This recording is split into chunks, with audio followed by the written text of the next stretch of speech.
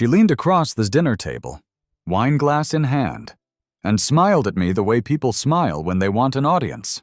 "Harlan still works in admin," she announced to the entire room. "You know, government work. Very stable." The laughter that followed was polite but cutting, the kind that's designed to land just below the skin. Her new husband, Garrett, turned to me with genuine curiosity in his eyes. Not cruelty, just the question you ask when someone's wife has just introduced you to her past. "What exactly do you do?" "Harlan, which department?" I set down my fork, looked at him directly, and said one word: "Judiciary." The table went quiet. Not the kind of quiet that follows a lame joke. The heavy kind. The kind where you can hear the ice settling in glasses and people suddenly finding the tablecloth very interesting. Garrett's expression shifted. Which court? And that's when everything changed. "My name is Harlan Mercer. I'm 42 years old. And until that Saturday evening at a dinner party in Georgetown, Washington, D.C., almost nobody in my personal life knew exactly what I did for a living. Not because I was hiding it, but because I had learned a long time ago that titles have a way of changing the room, and I'd grown to prefer the room the way it was before people knew. But that night, I stopped preferring it. People knew. But that night, I stopped preferring it. And what happened next? What unraveled across those hours and the weeks that followed? Taught me something I'll carry for the rest of my life about who we are when we think no one important is watching. Before we go any further, if you're new here, subscribe to this channel, hit the like button, and drop a comment below, telling me what you think is going to happen next. Because I promise you, you haven't guessed it yet. Now let's get into it. I need to take you back about 14 months before that dinner party, because none of what happened that night makes sense unless you understand how I got there. My ex-wife's name is Delia. Delia Forsyth Carmichael now, after she hyphenated when she married Garrett. But when I first met her, she was just Delia Forsyth, a third-year associate at a lobbying firm on K Street, sharp and ambitious, and the most self-possessed woman I had ever encountered. Sharp and ambitious, and the most self-possessed woman I had ever encountered in a room full of people trying very hard to seem self-possessed. We met at a colleague's birthday gathering. Nothing fancy.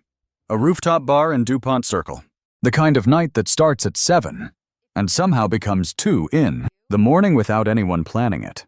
She was wearing a green dress and arguing with someone about infrastructure legislation, and she was winning the argument. And I thought, I would like to know this person. We dated for 2 years. We were married for 6, and for a long stretch of those 8 years combined. It was genuinely good. Not the kind of good that people put in Instagram captions, but the real, quiet, complicated good. The kind where you know each other's rhythms, where you don't have to explain the bad days, where there's somebody in the chair across from you who actually knows who you are. But there was always this tension underneath it. A current that ran through our marriage that I didn't fully understand until it was over. Delia needed to be the most accomplished person in every room she entered. That's not a criticism. That's just the truth. And it's a truth she would probably agree with. She was driven in a way that was impressive and exhausting in equal measure. And for a long time, I thought we balanced each other out. She brought the fire and I brought the patience. What I didn't realize was that she had also constructed a very specific story about our marriage. In that story, I also constructed a very specific story about our marriage. In that story, she was the high achiever, the one with the prestigious firm, the growing client list, the name that people in certain circles recognized, and I was the supportive, steady, quietly competent husband who worked a government job. Which was true. I did work a government job. I just never led with what kind. Here's the thing about being a federal judge in Washington, D.C. It's not a secret, but it's not something you announce at dinner parties either. It's on the public record. It's documented. Anyone who wanted to look it up could find it in about 45 seconds. But when someone introduces you as my husband who works in government, people assume a mid-level bureaucrat, maybe someone in policy. Maybe someone at an agency, and they nod and move on. I let them move on. I wasn't embarrassed by my work. I was proud of it. But I'd watched what happened when people found out. The shift in their posture. The new formality in their voice when people found out. The shift in their posture. The new formality in their voice. The way they suddenly started being careful about what they said around me. I liked being just Harlan, who showed up to the cookout. Harlan who remembered your kid's name. Harlan who you could actually talk to without feeling like you were being evaluated. So when Delia and I were together, I existed in her social world as a sort of pleasant cipher. Her colleagues and friends knew I was smart, knew I was stable. Friends knew I was smart, knew I was stable, knew I was something in government that they couldn't quite place, and Delia never placed it for them. Because, and I understand this now, keeping them vague about what I did allowed her to remain the apex of the room. I don't even think she was conscious of it. That's what makes it complicated. She wasn't calculating this as a strategy. It was just the story she needed the world to believe, and I had inadvertently given her all the material she needed to tell it. The marriage ended 3 years ago. Not dramatically, not with screaming or betrayal, or the kind of rupture that makes for a clean story. It ended the way certain things end, slowly and then all at once. We wanted different things from the future. She wanted to accelerate, to move into a different level of her career, to be around people who were constantly pushing upward. I wanted space, quiet, a life with room for reflection. We had loved each other. And then we had run out of shared ground to stand on. The divorce was civil. We didn't have children, which made the legal side cleaner, if not emotionally easier. We split our assets fairly. We said goodbye to the life we had built together, and began the strange project of rebuilding our individual lives from the wreckage. She met Garrett Carmichael about 8 months after the divorce was finalized. He was a real estate developer. Not small. Potatoes. Actual serious commercial development across the Mid-Atlantic region. A man whose name appeared in business publications, and whose projects reshaped neighborhoods. He was wealthy, confident, and genuinely charming in the way that successful men who've earned their success rather than inherited it tend to be. I didn't begrudge her the happiness. I really didn't. What I did notice, over the 18 months that followed, was a change in Delia's behavior. Over the 18 months that followed was a change in Delia's behavior whenever we crossed paths, which we did occasionally, because we ran in overlapping professional circles in a city that is simultaneously enormous and relentlessly small. She had always been confident. Now she was something else. There was an edge to her in social settings that I didn't recognize from our years together, a sharpness directed specifically at me, as if my continued existence required some form of ongoing commentary. At a mutual required some form of ongoing commentary. At a mutual friend's retirement party, she introduced me to someone as my first husband, with a pause before first, that carried about 17 layers of implication. At a gallery opening, she mentioned, to no one in particular, but loudly enough that I could hear, that she'd upgraded her judgment since her last relationship. I said nothing. I smiled, had my conversations, went home. Because here's what she didn't know. What she had apparently never bothered to find. Because here's what she didn't know. What she had apparently never bothered to find out. What her certainty about my professional ordinariness had shielded her from ever discovering. 6 years into our marriage. 3 years before it ended. I had been appointed to the federal bench, United States District Court for the District of Columbia. Confirmed by the Senate. Assigned my courtroom, given my robe. In the years since I had presided over cases that made national headlines, I had written opinions that were cited in appellate decisions. I had navigated some of the most complex federal litigation in the country. I had become, in the estimation of people who tracked these things, one of the more consequential federal judges in a city full of them. And Delia had no idea, because I had never told her. Not because I was hiding it, but because by the time I was appointed, our marriage was already quietly dissolving, and the CIA appointment felt like something that belonged to the person I was becoming after us. Not the person I was becoming. Felt like something that belonged to the person I was becoming after us. not the person I had been during us. She had filed for divorce before my first case was ever called. She had spent 3 years since, building a story in which I was the stable, forgettable government worker she had left behind. And I had let that story stand because correcting it had never seemed important enough to bother with. Until the dinner party.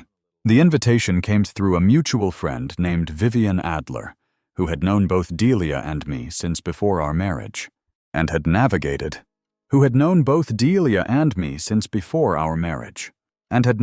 the divorce with the diplomatic skill of a career State Department officer.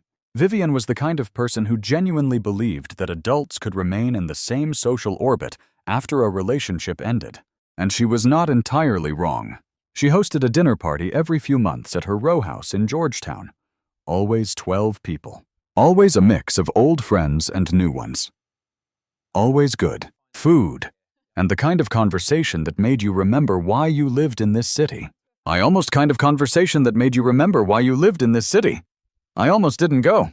I knew Delia and Garrett would be there. Vivian had mentioned it casually, the way you mention weather, and I had no reason to avoid them, but also no particular enthusiasm for the arrangement. But Vivian was a close friend, and skipping felt like the kind of petty self-protection that I didn't want to practice anymore. So I went. The evening started well enough. Vivian's house on P Street was warm and loud in the right ways. 10 people already deep and over. P Street was warm and loud in the right ways. 10 people already deep and overlapping conversations when I arrived, drinks in hand. The smell of something roasting in the kitchen filling every room. I knew most of the guests. A foreign policy analyst I'd met at a conference. A journalist who covered the Supreme Court beat. A couple from Vivian's graduate school days who had moved back to D.C. from Chicago. A few others. Delia and Garrett arrived about 20 minutes after me. She looked good. He looked exactly like what he was. A man who had built things. He looked exactly like what he was. A man who had built things with his hands and his mind, and wasn't shy about the results. He shook hands firmly, asked people questions, and actually listened to the answers. Topped off wine glasses without being asked.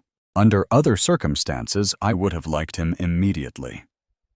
For the first hour, everything was fine. I stayed at the far end of the living room, had a conversation about judicial appointments with the Supreme Court journalist that I navigated carefully. She knew my name, knew my title, but I didn't know. I navigated carefully. She knew my name, knew my title, but I trusted her discretion, and she caught my eye once and gave the slightest nod that said she understood. Dinner was served at 8. We moved to the long table in Vivian's dining room. The kind of table that had hosted 15 years of good meals and better arguments. Candles lit, wine already poured. I was seated toward the middle of the table. Delia was directly across from me. Garrett was to her left. It started simply enough. Garrett was asking the table about their work. It started simply enough. Garrett was asking the table about their work. Genuine curiosity. The kind of getting-to-know-you conversation that happens when a group includes a few people who don't know each other. He'd gone around half the table. The foreign policy analyst, the journalist, one of the Chicago couple. Then Delia spoke, and she didn't wait for him to get to me. Harlan works in admin, she said, smiling in the direction of her husband. Government. Very stable work. And she said it the way certain people say it. Very stable work. And she said it the way certain people say. Bless his heart. In the South. Wrapped in sweetness. Cored with dismissal. A few people at the table smiled politely. Someone made a small sound of acknowledgement. The foreign policy analyst, who knew exactly who I was, went very still. Garrett looked at me with that same genuine curiosity. Which department? I've been doing some projects near federal properties. It's a complicated world navigating the administrative side. He wasn't being condescending. He was being interested. It was Delia who had set the frame, not him. He was simply working within it. I looked at him. Then, briefly, at Delia, who was sipping her wine with a small, private smile. The smile of someone who has successfully told the room who the supporting character is. Judiciary, I said. The words sat on the table. Garrett's brow furrowed slightly. As in, which court? District Court, I said. D.C. District, Federal Bench.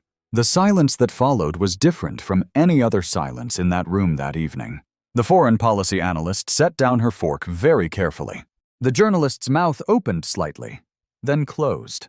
Vivian, at the head of the table, looked into her wine glass with the studied neutrality of someone who had known this moment was coming. Glass with the studied neutrality of someone who had known this moment was coming and had made her peace with it. Garrett said slowly, "You're a federal judge." "Yes." He turned to Delia. And here is the thing about Garrett Carmichael that I had underestimated in those first impressions. He was a man who had spent 20 years in real estate development, which means he was a man who had spent 20 years reading rooms, reading people, reading the gap between what someone says and what is actually true. He read the gap now in about 3 seconds. Delia's smile had not disappeared, but it had changed. It had lost its anchor. It was still on her face, but it wasn't connected to anything anymore. A flag in the wind after the pole has been removed. "You didn't know," Garrett said to her. "It wasn't a question." "Of course she started. "You didn't know," he said again. And this time it was quieter. "And somehow that made it," said again. And this time it was quieter. And somehow that made it more final. What followed was the kind of dinner party moment that people retell for years. And not because it was loud or dramatic, but because it was the opposite. Because the revelation sat there in the middle of the table.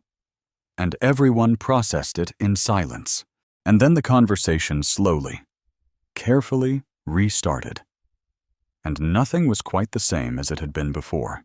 Garrett asked me questions, real ones, about the cases I oversaw, about what federal district court jurisdiction covered, about the appointment process. He was engaged and respectful, and I could see him recalibrating in real time.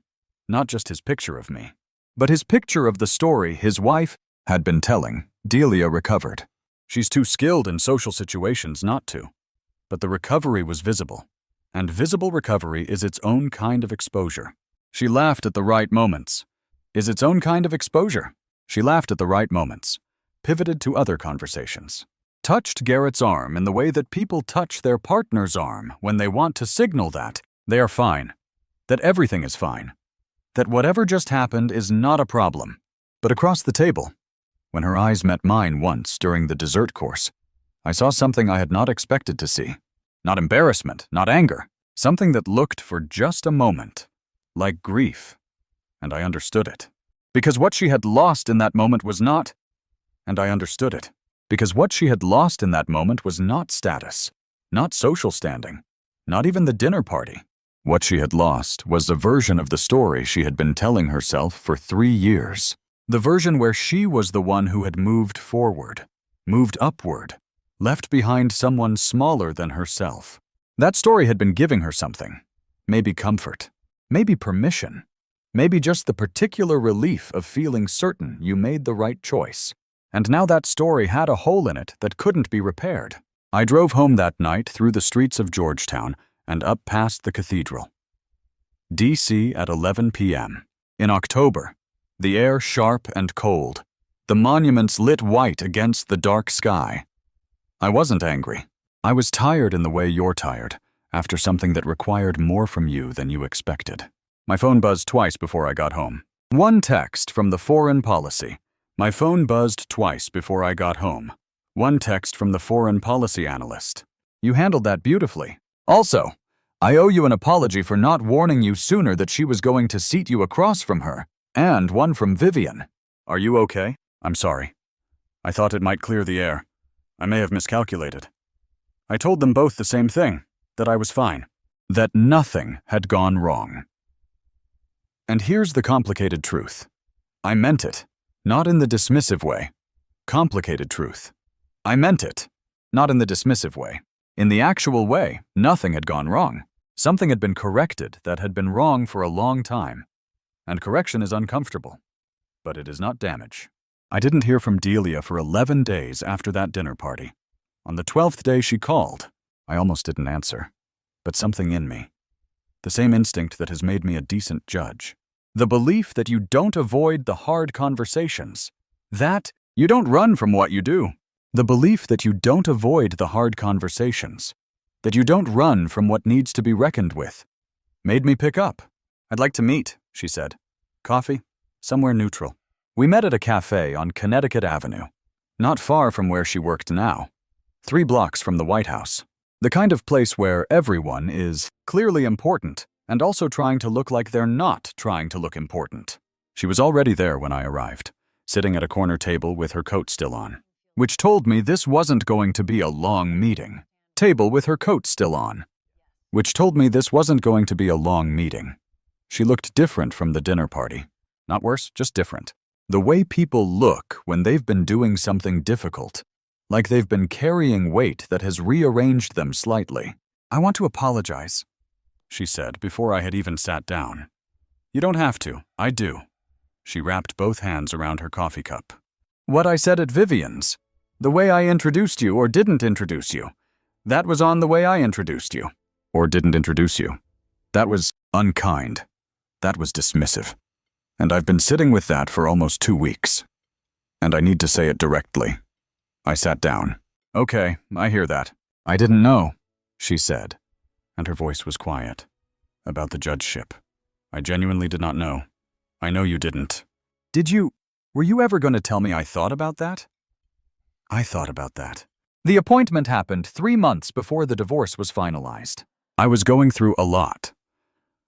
You were going through a lot. It felt like it belonged to a separate chapter. She nodded slowly. I've been thinking about why I didn't know, about why I never looked you up, never asked anyone. I thought I knew who you were. She paused. I think I constructed who you were, and it was convenient. This was more honest than I expected, and I told her so. This was more honest than I expected, and I told her so.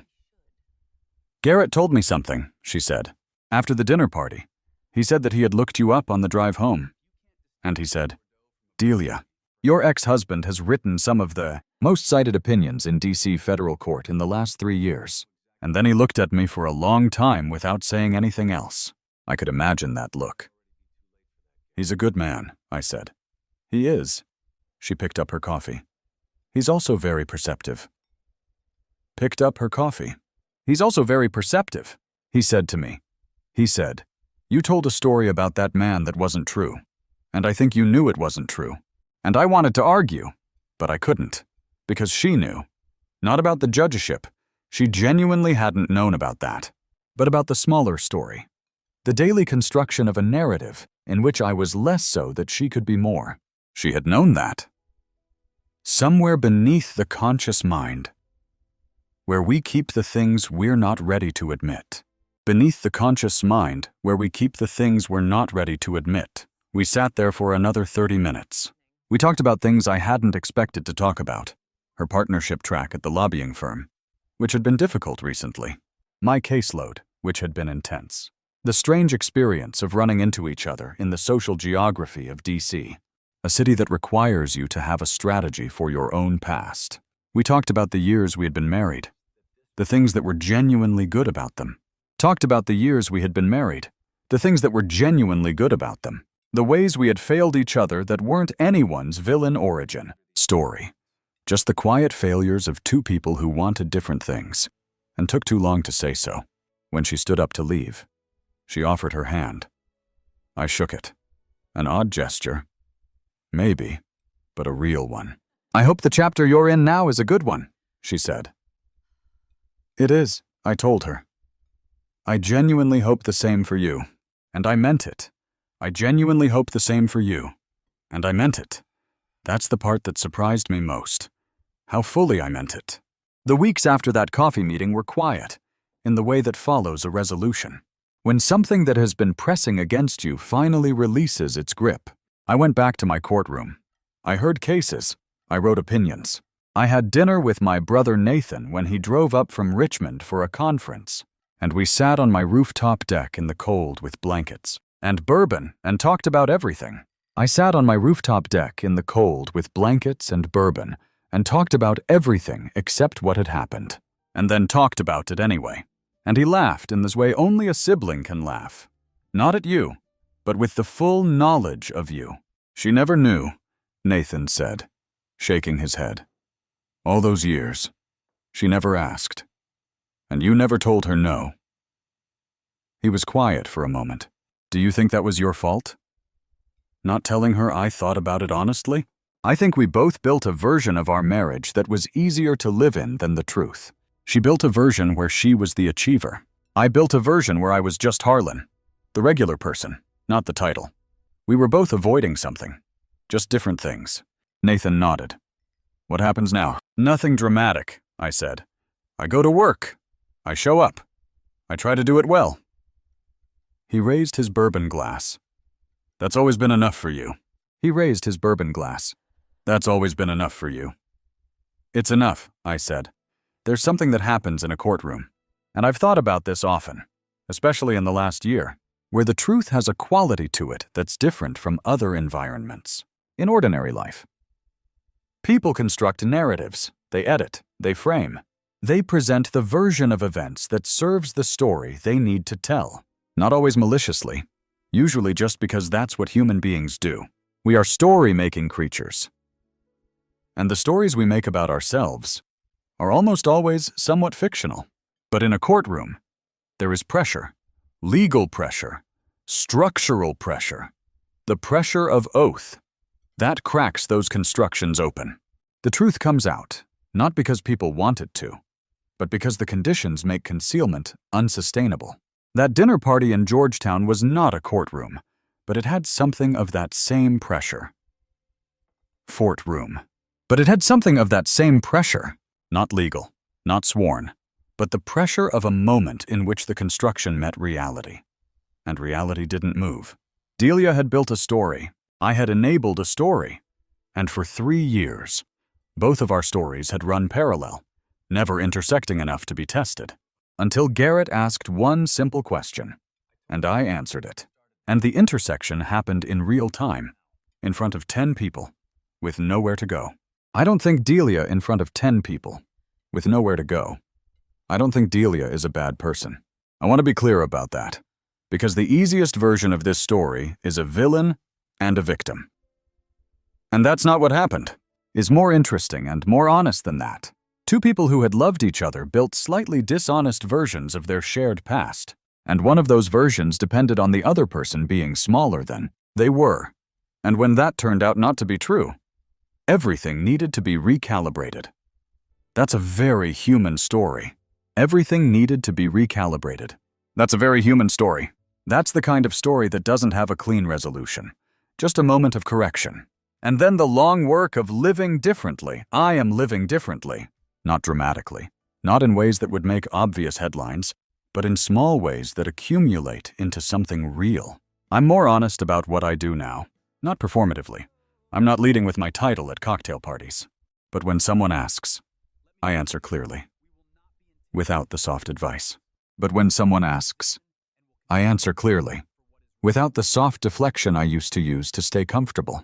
Because I understand now that the deflection wasn't just protecting me, it was participating in a fiction. And fictions have a way of turning on you. I called my father last month. He's in his 70s, retired, lives outside of Charlottesville, Virginia, spends his days woodworking and watching baseball. I told him the story, the whole story.